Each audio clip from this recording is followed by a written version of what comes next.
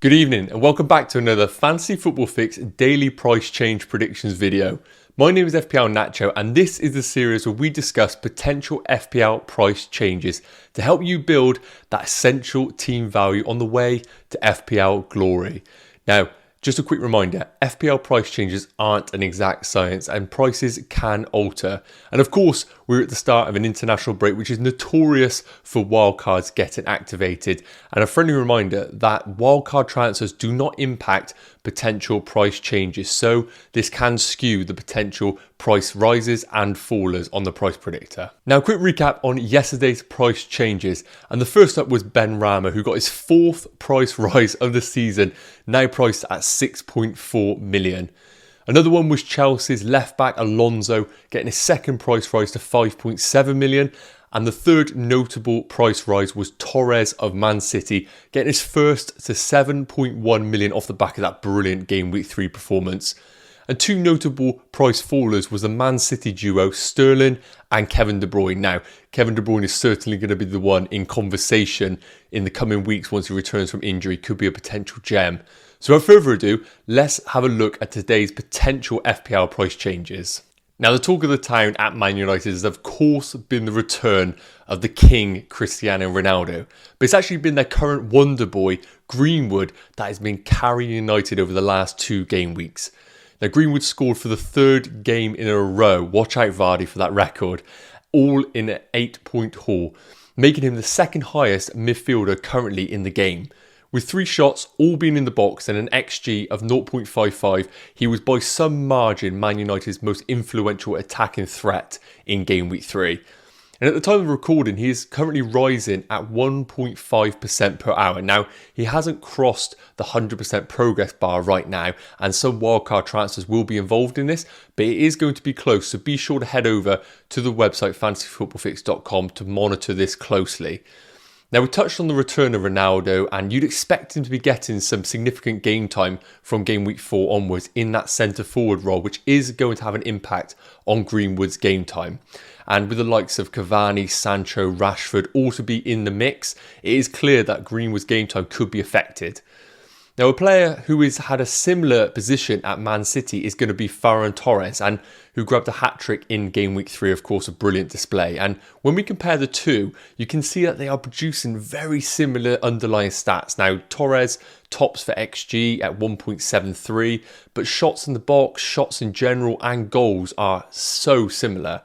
And as we said here, I think both players are going to be targets for managers going forward, and Greenwood is predicted to be the highest scoring midfielder under 10 million over the next 4 fixtures at 22.6 points.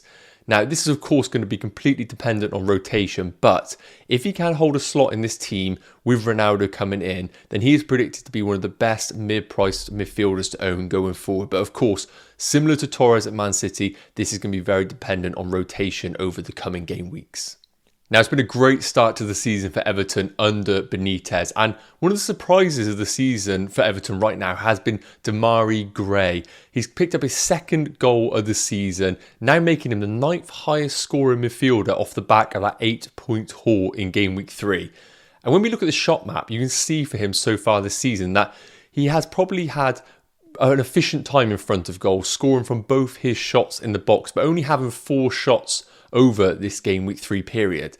Now, you probably not want to see the shot volume that he has right now. You probably want to see a bit more from a midfielder in a team like Everton. And his underlying stats show that his expected goals is only 0.32, which does suggest that he is overperforming what he has done right now in front of goal.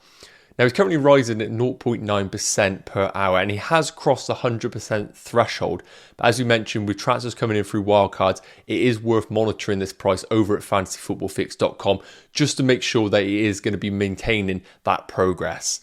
Now, at 5.5 million, while his underlying stats aren't necessarily the best of the midfielders, he does look like a brilliant budget midfield enabler. With premiums coming into the team like Lukaku, like Harry Kane, of course Ronaldo coming in, we need to find places in the team to save that money, and Demarai Gray in this Everton side look like a brilliant option to free some funds in the squad. And looking at the difficulty fixture tracker for the attacking teams, Everton actually topped the chart here over the next 3 fixtures. So if there is a time to bring in Demarai Gray and continue this form, it is now with their brilliant next 3 fixtures. Now lastly, continuing the theme of budget enablers, we're going to be looking at Adam Armstrong of Southampton, who is looking likely to rise in price tonight. Now Armstrong picked up an assist in their 2-2 draw against Newcastle with that last minute winner from Ward-Prowse. And priced at 6 million, Armstrong is catching the eye of many FPL managers very much because of his current price bracket, getting guaranteed minutes in the side in a Southampton team alongside Che Adams. Now when we look at the shot map for him so far this season, he has had an impressive shot volume with 10 so far, 6 of which being from within the box. Now with 1 goal in his first 3 games, he does have an XG of 1.22, so real positive underlying stats for Armstrong, suggesting that he is getting himself into goal scoring positions and not taking pot shots from 30 odd yards out. Now at the time of recording, his progress bar is currently at 99.7%, so we are predicting him to cross that threshold and rise tonight. But again, be sure to monitor this price over at fantasyfootballfix.com or on the free app on our price predictor. Now, negative news for Armstrong is that his short-term fixtures are very difficult. With West Ham, Man City, Wolves and Chelsea in the next 4, he's only predicted to score 12.2 points. Now, maybe someone to consider after this period, as Southampton's fixtures do turn for the better longer term after this period. So while he might not be the man to own right now, the underlying stats are looking great. And after this fixture period, he could be an excellent budget enabler for your side. Now, a friendly reminder, FPL price changes aren't an exact science and these prices can alter. So in order to monitor these prices very carefully, head over to fantasyfootballfix.com or download the free app, which provides you with push notifications so you don't miss any of these potential changes. And as always, we want to say a big shout out to tuning into this episode. If you did enjoy it, be sure to hit that like button, smash that subscribe button, and of course, click that notification bell, as we have so many videos coming out that you don't want to be missing any of these. And of course, we are currently in the international break, so price changes have slowed down a little bit. So we will still be doing the price change videos, but every other day alongside our usual spin-off series, which you don't want to be missing. So we'll see you tomorrow, same time. See you then.